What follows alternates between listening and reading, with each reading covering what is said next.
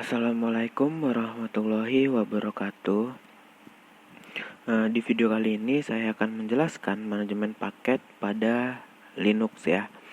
Jadi manajemen paket adalah kumpulan perangkat untuk mengotomatisasi proses instalasi, upgrade, konfigurasi, atau menghapus paket software dari sebuah komputer yang telah terinstall sistem operasi Linux dengan menggunakan cara tertentu. Terus tujuannya itu yang pertama, memastikan semua bagian dari paket software terpasang sesuai dengan fungsi dan kebutuhannya. Lalu yang kedua, itu memastikan semua bagian dari paket software dapat digunakan sesuai fungsinya masing-masing. Kan? Nah, langsung aja kita ke praktiknya. Kan kalian kemarin sudah belajar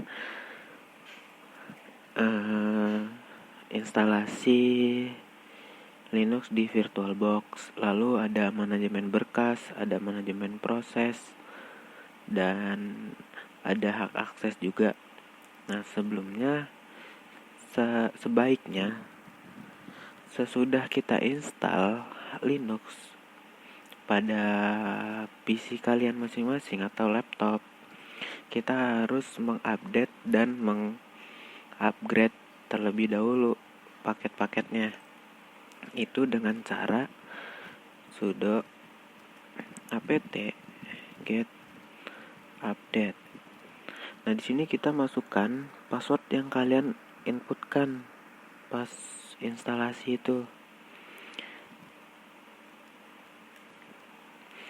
Nah,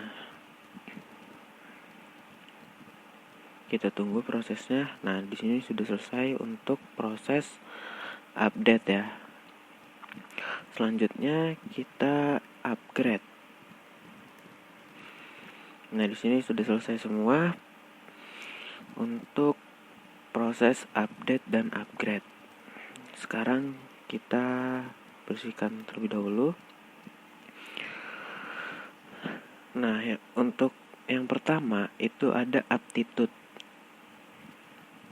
Jadi, aptitude itu merupakan program pengembangan dari apt-strip-get atau apt-get ya. Langsung aja kita coba misalkan menginstal Gedit ya. Jadi, kita install paket yang namanya Gedit. Gedit itu semacam text editor ya. Jadi perintahnya sudo aptitude install Gedit. Nah, untuk ini ada pilihan yes or no. Kita pilih yes saja ya. Nah, kita tunggu proses penginstalannya. Nah, untuk proses ini kita harus menggunakan wifi ya, atau koneksi lah, entah itu kuota kalian atau tethering orang tua atau temen lah, atau tethering tetangga dan lain-lain lah. Yang penting laptop kita terhubung dengan internet ya, karena Linux wajib menggunakan internet.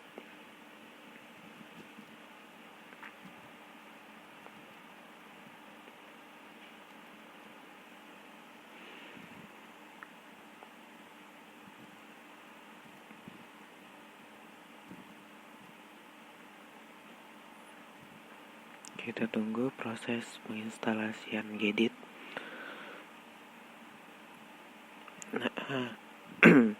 Nah, Gedit sudah terinstall. Nah, sekarang kita coba buka aplikasinya dengan perintah Gedit. Nah, ini tampilan Gedit ya. Misalnya kita nulis nama saya gitu. Nah, untuk save, kita klik save ini, kita pilih, kita cancel. Nah, ini kan untuk tampilannya aja. Sekarang kita cancel. Nah, sekarang kan kita udah berhasil menginstal nih. untuk memastikan apakah Gedit kita sudah terinstall itu dengan cara dpkg min list garis ini terus grep gedit. Nah, di sini di list ini bahwa Gedit telah terinstall atau II ini telah terinstall ya. Nah, sekarang kita ingin menghapus si Gedit ini dari komputer kita. Itu dengan cara sama seperti penginstalan, cuman installnya ini dirubah jadi remove.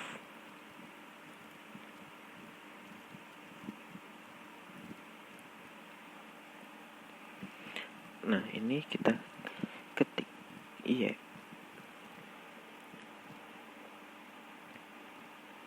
Nah, di sini proses removing Gedit ya, menggunakan aptitude.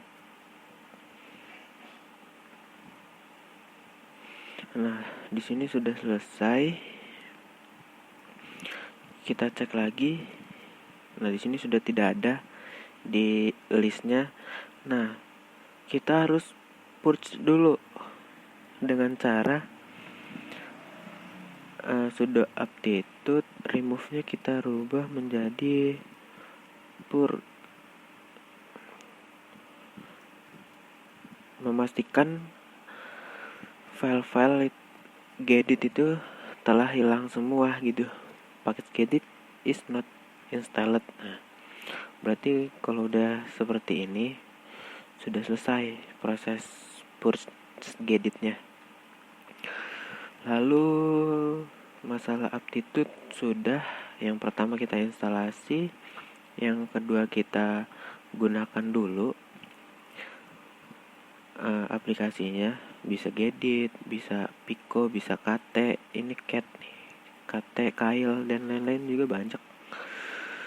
Terus yang kedua kan tadi, yang ketiga terus kita lihat dengan menggunakan dpkg min list. Min list itu melihat list kan ya. Grep Gedit ini mencari nama yang bernama Gedit. Kalau misalnya dpkg min list itu nanti kita bakal melihat semua paket yang terinstall. Misalnya nih ya, dpkg min list. Nah, di sini banyak banget kan. Nah, untuk mempermudah kita pakai grep, mencari sesuai pattern ya.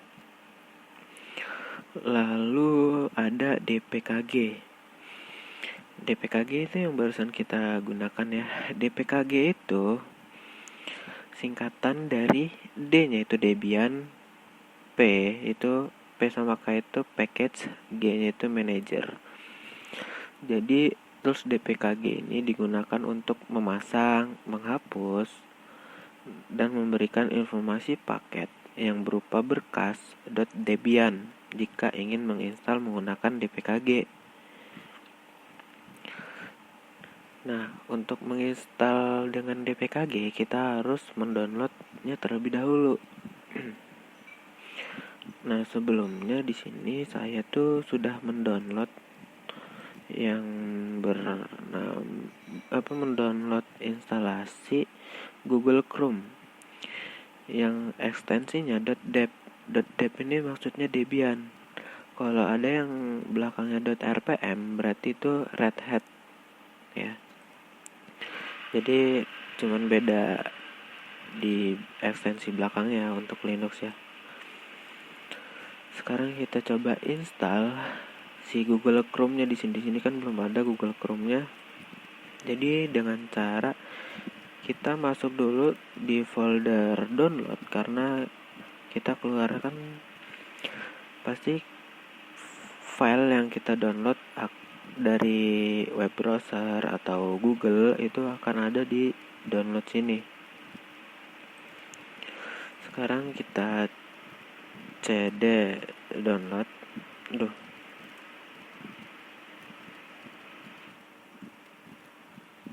Nah, di sini kita pilih yang Google Chrome ya. Nah, perintahnya untuk menginstal menggunakan dpkg itu dpkg,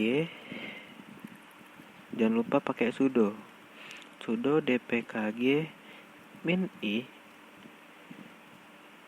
Google Chrome. Nah, seperti ini ya. Lalu kita enter.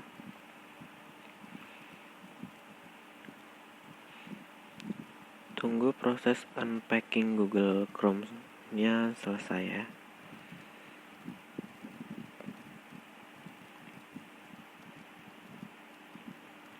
Nah, di sini untuk membukanya kita tinggal klik aja, kita ketik aja Google Chrome.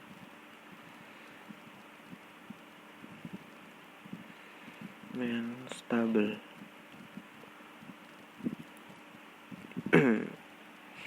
Kalau tidak bisa, kita bisa cari di sini kalau di internet Google Chrome. Nah, di sini udah terinstall ya. Nah, di sini Google Chrome-nya sudah terinstall. Di sini kan ada nih di aplikasi, terus di internet. Nah, di sini ada ya. Nah, sekarang kita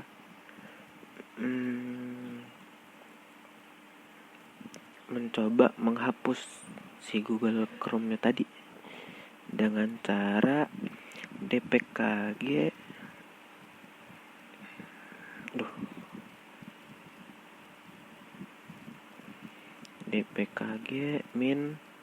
-r terus Google Chrome stable.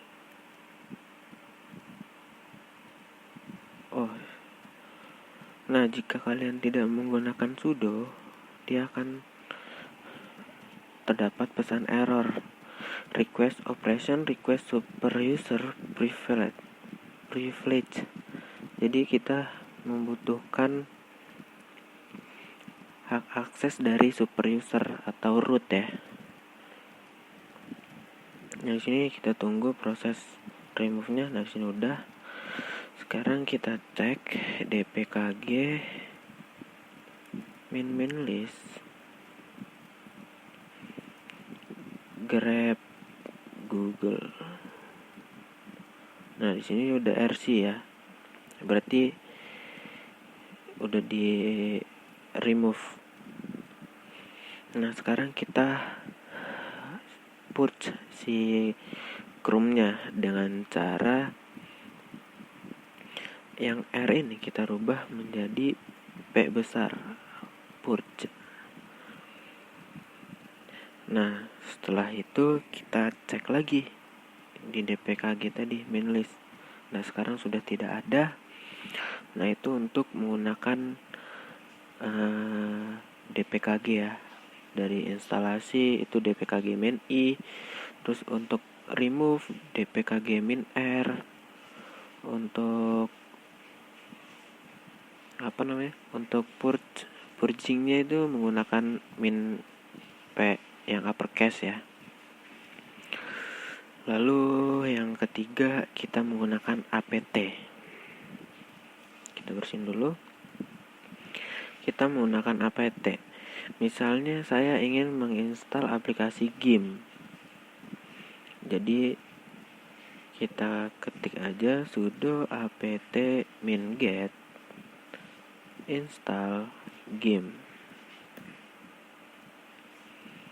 Nah, ini kita yes. Kita tunggu dulu prosesnya. Mungkin sedikit agak lama karena siang, jadi banyak yang pakai wifi.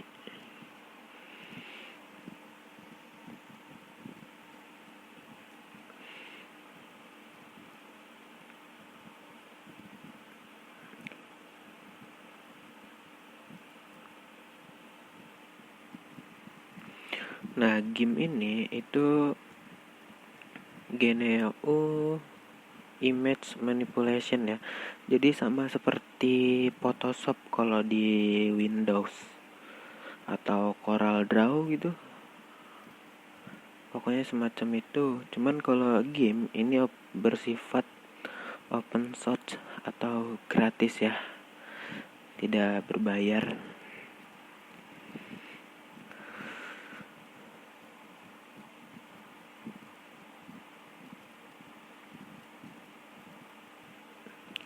Kita tunggu dulu.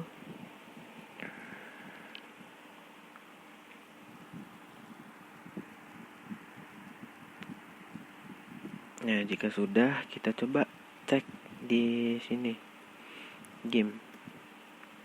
Di situ sudah terinstall ya, II depannya. Kalau di remove kan R. Nah, sekarang kita coba buka aplikasinya, game. Nah, ini game GNU Image Manipulation Program. Nah, ini sama seperti Photoshop ya, namun toolsnya sedikit berbeda karena belum terbiasa mungkin ya, karena melihatnya. Ya udah, langsung aja kita exit. Sekarang kita coba menghapus lagi dengan cara sudo apt-get. Ini kita rubah remove. Kita yes.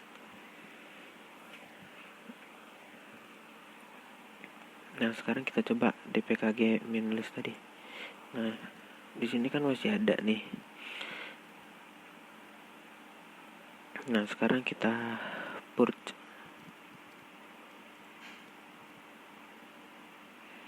Nah, di sini kita ketik lagi sudo apt auto remove. Kita yes. Tunggu proses removingnya.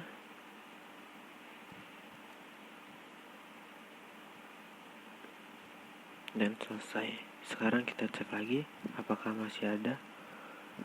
Nah, di sini sudah nggak ada ya. Nah, itu masih RC, berarti kita perlu purge game data. Kita yes. Sekarang kita cek lagi apakah masih ada. Boom, tidak ada. Oke. Sekarang saya akan menjelaskan sedikit karena kemarin itu ada materi yang kurang mengenai manajemen file ya. Jadi kemarin itu kita langsung ke manajemen berkas, manajemen proses, dan hak akses ya. Jadi saya akan menjelaskan sedikit tentang manajemen file, yaitu menggunakan tar. Jadi misalkan di sini saya coba dulu ke desktop. Di desktop ini saya sudah membuat folder yang bernamanya CD Praktikum. Nah, di sini kosong ya. Sekarang misalkan saya coba buat file ya, menggunakan touch nama file 1, nama file 2, nama file 3, nama file 4. Nah, di sini terdapat 4 file ya, yang bernama nama file 1, file 2, file 3, dan file 4. Lalu saya buat lagi misalnya mkdir folder nama, terus ada mkdir folder nama 2 misalnya ya. Nah, di sini terdapat 6 file ya, 6 apa ya maksudnya, 6, pokoknya ada 6. Yang 4 itu file, yang 2 itu directory atau folder ya, dimana semua file dan directory ini akan saya kompres. Biasanya kan kita kompres tinggal send to terus zip gitu kan, klik kanan send to zip, atau klik kanan kita kompres gitu kan. Nah, untuk di Linux itu kita bisa menggunakan yang namanya tar untuk mengekstrakan, untuk membuat kompres kompresan itu misalnya kita coba mantar dulu ya. Nah, di sini ada semacam helpnya ya. Jadi di sini ada min c, min d, min t, min r, min u, min x, dan segala macamnya ya. Jadi misalkan kita coba aja, langsung ke praktek kan. Kita quit, kita clear, kita ls dulu. Di sini foldernya akan saya jadikan satu file yang bernama misalnya tar min cvf. Cvf itu v-nya itu, nah misalnya min c. Nah, c ini create. Kalau v itu folder gitu kan. Misalnya saya ingin membuat folder yang bernama membuat kompresan yang bernama nama kami .tar gitu misalkan ya. Nah, di dalamnya itu isi dari semuanya. Ada folder nama 2, nama file 2, nama file 3, nama file 4 gitu. Nah, di sini sudah terbuat file yang namanya file yang bernama nama kami .tar. Nah, untuk di Linux itu ada berbagai macam ya. Ada tar ekstensi di Linux ada banyak macam ya. Ada tar, ada gzip atau gz, terus ada bzip 2. Nanti kalian akan ketemu. Jadi misalkan saya hapus semuanya, folder nama, folder yang lainnya ini. Jadi saya pakai manual aja deh. Folder nama 2, nama file 1, nama file 2, nama file 3, nama file 4. Jadi di sini sisa si nama kami aja kan. Nah, untuk melihat isinya ada apa aja sih yang di dalam kompresan ini, itu kita bisa dengan cara tar min tf.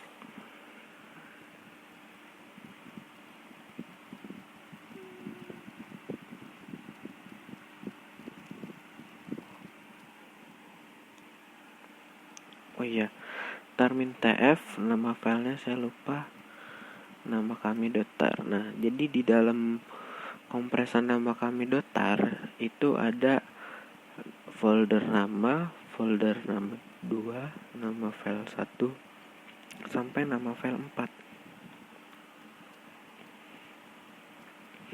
Nah, sudah ya. Misalkan kita ingin menambahkan nih ekstensinya, jadi dia akan susah nih.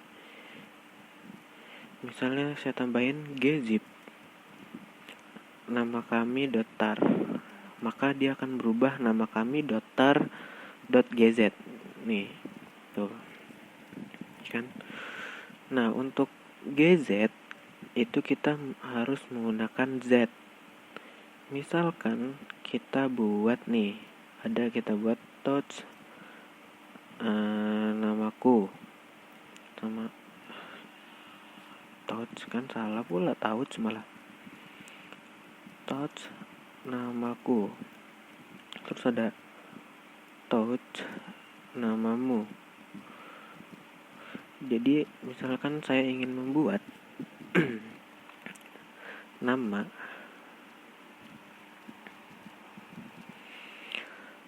misalnya tar lagi nih, tar min cv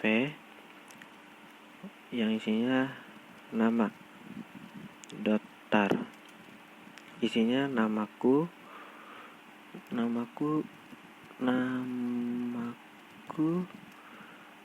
sama nameku deng, nameku sama namamu. Di sini saya hapus dulu rm min rf namamu sama nameku. Nah, jadi cuma ada 2 ya.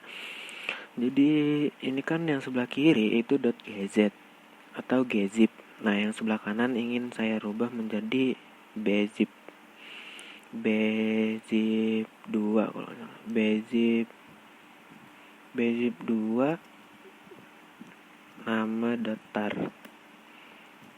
Nah, dia akan berubah seperti ini. Nanti kalian akan ketemu soal seperti ini. Entah itu kapan, atau misalkan kalian mendownload atau dari GitHub kalian download gitu, pasti kalian akan dapat file yang berekstensi seperti ini. Nah, untuk mengekstraknya, untuk yang gz kita menggunakan tar min x. X itu ekstrak ya. Terus kita pakai v, terus f, terus jangan lupa z dulu karena kan ada gz, berarti pakai gz gitu. Nama kami